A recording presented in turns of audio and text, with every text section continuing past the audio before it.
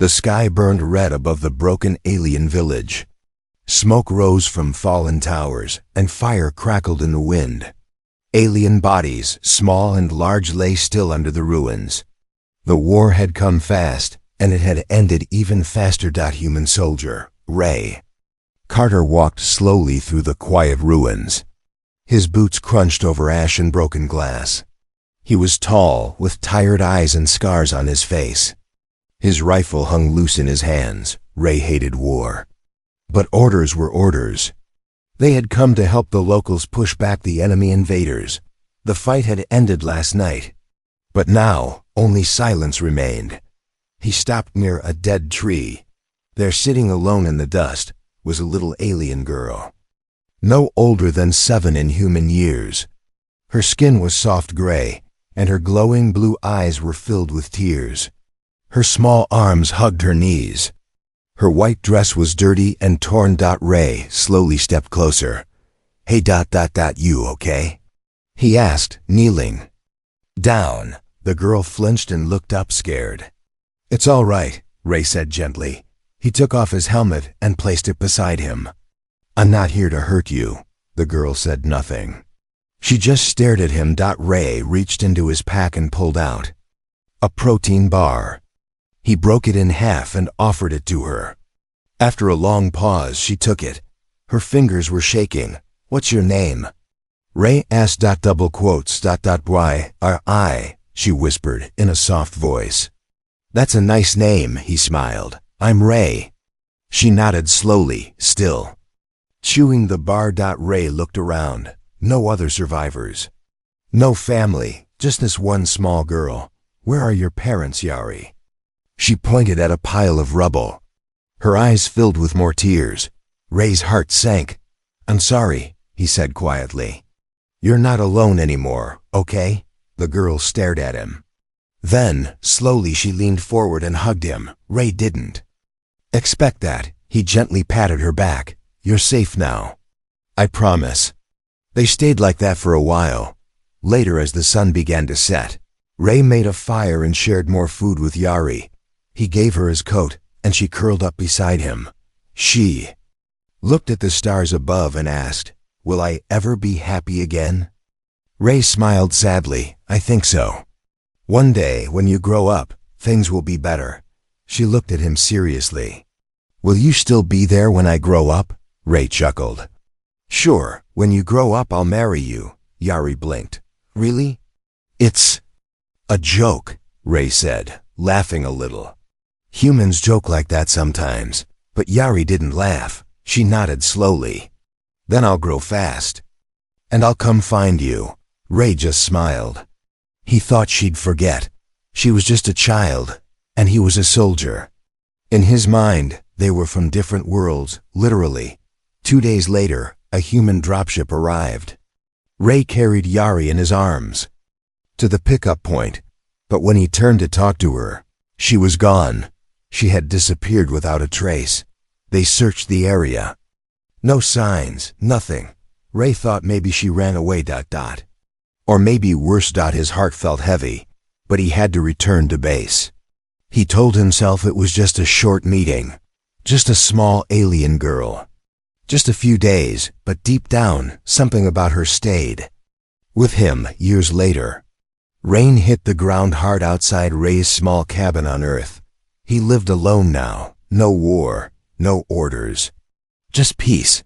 He sat near the fireplace, reading an old book, when a knock echoed through the house. "Knock, knock." Ray frowned. He wasn't expecting anyone. He opened the door slowly. A tall figure stood in the rain, wearing a dark cloak. Water dripped from her hood. Ray stared, unsure. Then the figure pulled back the hood.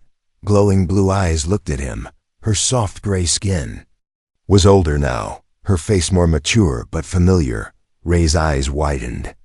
"Yari," she nodded. "You promised me, human." Ray couldn't speak. She stepped forward, holding something in her hand.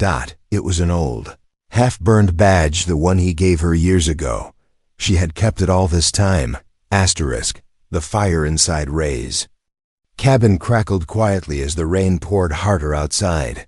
He stood frozen at the door, staring at the alien woman on his doorstep. Water dripped from her silver hair, and her glowing blue eyes stared straight into his. For a moment, time seemed to stop. She reached into her cloak and slowly pulled out a small object blackened by fire, half melted, but still clear enough. It was his old military badge. Ray's heart skipped. He remembered giving that to a scared little girl long ago. But that was impossible. That girl was a child.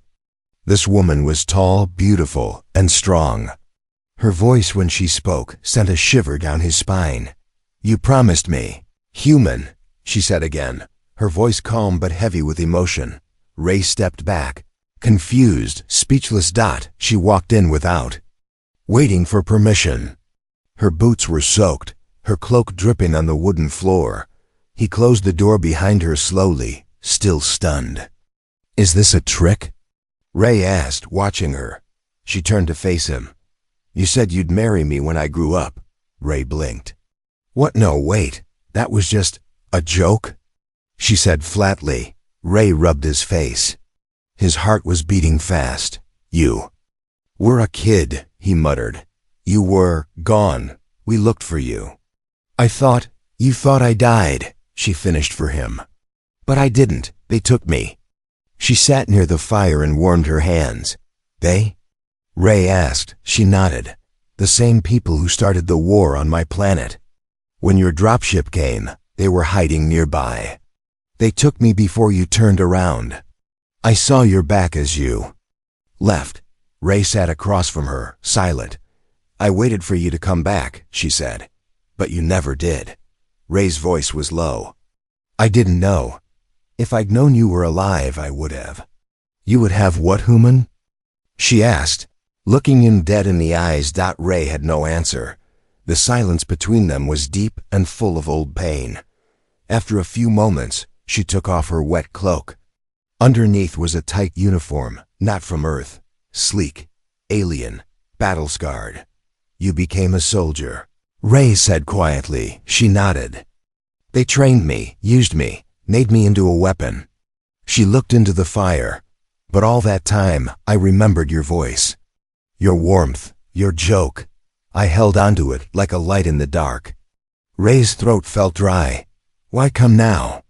She turned her head slightly and smiled soft but sad. "Because I finally escaped.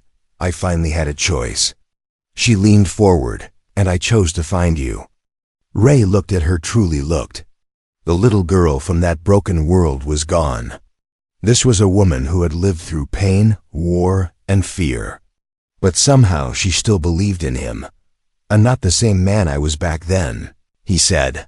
"I'm not the same girl either," she replied. "But promises are still promises." Ray let out a shaky breath. "What do you want from me, Yari?" She stood and walked toward him slowly. "To see if your heart still remembers mine." Then she placed his old badge in his hand and her fingers touched his for the first time in over a decade. And just outside the cabin, in the dark forest, a strange blinking light appeared. Someone had followed her here. Ray couldn't sleep. The fire had burned low. The rain had stopped, but his mind burned hotter than the flames ever did. Yari was sleeping on the couch across from him, her cloak used as a blanket. Her face looked peaceful, now soft and quiet. But he knew the truth. She had survived hell. She had crossed stars, and she had come here for him. Ray stood and walked quietly to the window. Outside, the night was still. But something didn't feel right. He thought he saw a flicker of red light far in the trees. But when he looked again, nothing. He turned back to Yari. She was sitting up, wide awake, and staring at him. "You said you'd marry me, remember?" she said softly. Ray opened his mouth but couldn't speak. "I was just a child," she continued. "But those words, they saved me. They gave me something to live for." Ray sat down slowly across from her. "It was a joke," he said. "I didn't know you'd take it seriously." She didn't blink. "I know. But I did." Her voice didn't carry anger. It carried something far deeper. "I was locked in a cold ship. They trained me to kill, to obey. But every night, before sleep, I thought of you. I dreamed of the fire, your voice, your coat over my shoulders. Ray looked down at his hands. They had held weapons. They had taken lives. But now they were shaking. I'm just a broken soldier, Yari, he said. I don't have much left. You still have your promise, she replied. Then with slow steps, she walked toward him. I didn't come for comfort, she said. I didn't come for rescue. I came because I made a choice. She reached out and gently touched his chest. I choose you. Ray felt something stir deep inside, a strange mix of guilt, shock, and something like warmth. But before he could answer, a sharp beeping sound echoed from outside. Yari's eyes went cold in a second. She turned to the door. They found me, she whispered. Ray stood, grabbing his rifle from under the table. Who found you? The ones who raised me. I escaped with secrets they don't want shared. They'll come for me, and now for you too. She moved to the window. If they scan the cabin, they'll know you helped me. Ray didn't hesitate. He threw a pack toward her and grabbed his jacket. Then we run. Yari stared at him in shock. You'd come with me? Ray looked at her with the old fire in his eyes. You came across galaxies for a joke I made. The least I can do is make it real. Yari blinked, stunned for a moment. Then she smiled, truly smiled for the first time in years. Then let's go, husband. The forest was silent, too silent. Only the soft crunch of boots and the hum of stolen hoverbikes echoed through the trees. Ray and Yari moved fast, racing through the shadows, ducking under branches, following a path only Yari seemed to know. She had memorized every escape route because she always knew. One day, they'd come for her. Ray gripped the handlebars tighter. His old body ached, but his heart was sharp. The rifle on his back, the pack of supplies slapping against his side, it felt like war again. But this time, it wasn't for orders. It was for her. Behind them, 3 black ships floated above the trees like silent vultures. No lights, no sounds. Just the eerie pulse of cloaked engines. They're not trying to kill me, Yari said over the wind. They want me alive. Ray glanced back. Why? Because I know too much. She didn't say more, but the way her jaw tightened said everything. They stopped deep in a hidden cave one Ray used long ago during jungle missions. He checked the motion sensors and blocked the entrance with fallen trees. Inside, the cave was cold and dark. I sat against the rock wall, staring at the fire Ray lit with shaking hands. Do you regret it? She asked softly. Helping you? No. She shook her head, making the promise. Ray looked at her. The firelight danced across her face, half warrior, half girl with a broken past. I was just trying to make you smile back then, he said. But now, I don't know. Maybe part of me meant it. Yari smiled, but it didn't last. Do you know what they called me? She whispered. Asset 9, not Yari, not girl, just a weapon, a tool. She looked at her hands. These hands have done things I can't forget. Ray sat beside her. Then let me remind you who you really are. She turned to him, her voice trembling. If they catch me, they won't just erase me. They'll reprogram me. I'll forget everything, including you. Ray stood. Then we don't let them catch you. She reached for his hand end. For a moment, they were quiet again. Until boom. The cave shook. Dirt fell from the ceiling, outside. Bright lights lit up the trees. They're here, Yari whispered. Ray grabbed his rifle. We hold them off or we vanish, your choice. Yari stood tall now. There's only one choice, we run together. Ray smiled. For a girl who followed a joke across the stars. You sure know how to start a war. She gave him a look. No, they started it. Now we finish it together. Ray had been shot before. He had bled on strange planets, stared death in the face, and lost friends in battles nobody would remember. But nothing hurt more than what he heard in that forest clearing. "Stand down, Sergeant Ray Carter," said the voice in his earpiece. "You are aiding an escaped alien weapon. You are now considered a traitor." Ray's heart stopped. The voice belonged to Colonel Vance, his old commander, the man who once called Ray a hero. Ray stared across the clearing where Yari stood beside him, breathing hard, her eyes glowing in the dark. Around them, a dozen armed humans stepped out of the trees. Not enemies, not aliens, humans, his own people.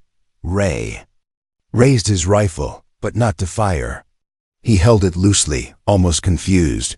"You lied to me," he muttered into his earpiece. "You said Earth was neutral. You said she'd be safe." Vance's voice came cold. "She carries stolen information from the Zareth faction. She's a threat, Ray." Ray looked at Yari. She didn't look like a threat. She looked like someone who had been running for too long. "She's not a threat," Ray growled. "She's a person." The soldiers moved closer. Yari whispered, "Ray, it's okay, I'll go." "I don't want them to hurt you." He stepped in front of her. "No." She blinked. "You'll be arrested." "I've been arrested before," he said. "But I've never had a reason to fight like this." The first soldier raised his weapon. Ray raised his too. "Don't make me do this." The soldier shouted. Ray's voice was steady. "Then lower your weapon, son." The tension cracked like thunder. Then, out of nowhere, Yari threw a flash bomb. Light exploded. Ray grabbed her hand and they ran. Blasts fired behind them. Trees shattered. Ground ripped open. Ray didn't stop. He didn't even look back, because he knew. He wasn't just running from something now. He was running toward something, toward a promise, toward a fight he finally believed in. And if his own kind stood in the way, then he'd fight them too. Asterisk. The stars above them didn't care who was hunting them. They simply shined, silent and cold. Ray and Yari sat in an old mining station buried deep inside a hollow moon. Dust floated in the low gravity, and the broken lights flickered on and off. Like a dying heartbeat, Ray's hands were still bleeding from the last fight. Yari sat across from him, her knees pulled up to her chest, silent. The air between them was thick with everything left unsaid. Finally, Ray spoke. "I never wanted this," he said. "Not the war, not being hunted, not dragging you into my mess." Yari didn't look at him. "I came to you, remember?" He sighed. "You shouldn't have. I'm not the man you remembered. I'm older, colder. I'm no hero." She turned slowly. "I didn't come looking for a hero, Ray." Her voice was calm, but sharp. "I came for the man who gave a scared little girl hope. The man who saw me when I was invisible to the whole world. The man who made a silly promise and didn't laugh at my tears." Ray looked down. His fingers shook. "It was just a joke, Yari." She stood up. "To you, maybe. But to me, it was a light in the dark. It was the first time someone saw me as more than a thing. You don't understand, do you?" Ray finally met her eyes. They weren't just glowing now, they were burning. "This bond," she said, placing her hand over her chest, "is not a joke to me. I crossed star systems. I bled, ran and hid for years because of that one moment. And I would do it all again, just to see your face one more time." Ray stood slowly, walked toward her, then stopped just inches away. "I don't deserve you," he whispered. She reached out, touched his face. "Maybe not," she smiled, "but I still choose you." Silence. Then Ray pulled her gently into his arms, and for the first time in years, he allowed himself to feel warm. But that peace didn't last long. Warning lights began flashing red across the room. A voice echoed through the broken station. "Unauthorized life forms detected. Incoming ship on approach." Ray stepped back, eyes sharp again. "They found us." Yari clenched her fists. "Then we fight." Ray nodded. "Together. Because this bond was no joke anymore. It was real. And they were ready to defend it. Asterisk. The station shook as the enemy ship landed above them. Dust rained from the ceiling. The walls groaned. Ray stood in front of Yari, gripping his rifle tightly. She stood beside him, her fingers glowing with energy only few had seen and lived to tell. Above them, the enemy soldiers cut through the steel doors. Ray turned his head. Slightly, just enough to see Yari's face. "You ready?" he asked. She smiled calm. "Even now. I've been ready since the day I found you." The doors exploded. Smoke rushed in. Dozens of black-armored soldiers stormed forward, blasters raised. Voices shouting. Ray and Yari didn't move. They didn't run. They faced them. Together. The first shots were fired. Ray dropped 3 instantly. Yari raised her hand, and a wall of shimmering energy knocked back 5 more. She wasn't just strong. She was furious. She fought not to survive, but to protect. Ray had never seen anyone move like her, and yet she never left his side. Every time he turned, she was there, guarding his back, shielding his body. Fighting like a storm made flesh, but the wave was too strong. Ray was hit, his shoulder burned, blood soaking his shirt. Yari screamed his name. She pulled him behind cover and knelt beside him. "Stay with me, please," she begged, hands glowing as she tried to heal the wound. Her fingers trembled. Ray grunted. "I'm okay, just a scratch." "Leia," she whispered, tears falling. "They're not stopping," he said. "We can't hold them forever." Yari looked up and her expression changed, from fear to decision. "I have one last ability," she said. "They gave it to me to use in emergencies only." Ray looked at her. "No," he said. "Whatever it is, don't." "If I use it," she continued, ignoring him, "it'll erase them all." "And what happens to you?" Her silence said everything. "No," Ray growled. "I won't let you do this." She touched his face. "You already did something greater. You kept your promise." "I didn't. You made me believe I mattered, that I was worth something. Even if I die now, I'll die as Yari, not Asset 9. Ray's heart broke. He grabbed her hand. "Then let's make the promise real." "Right now," she blinked. "What?" He smiled through pain. "I told you I'd marry you, right?" "Well, I'm a man of my word," Yari gasped. "But now?" Ray looked at the approaching soldiers, still far but moving fast. "We don't have much time, so, Yari, do you want to be my wife?" Tears filled her eyes, but she nodded, laughing and crying all at once. "Yes, yes." Ray touched her forehead with his. "Then this is my vow before stars, fire, and war." She whispered back, "And this is mine, before everything ends." Then she stood up, turned toward the door, and raised her arms. A massive pulse of blue energy exploded outward, swallowing the soldiers, the halls, the fire. And then, silence. Ray opened his eyes later. Coughing. Smoke filled the air. The battle was over. He looked around. Yari? He saw her, lying still, her chest barely rising. He crawled to her, pulled her into his arms. "Don't leave me," he whispered. Her eyes opened slowly. "I kept my vow," she said softly. "And I'll keep mine," Ray replied, holding her tight. "Forever." The stars outside watched quietly. This time, they weren't cold. Asterisk.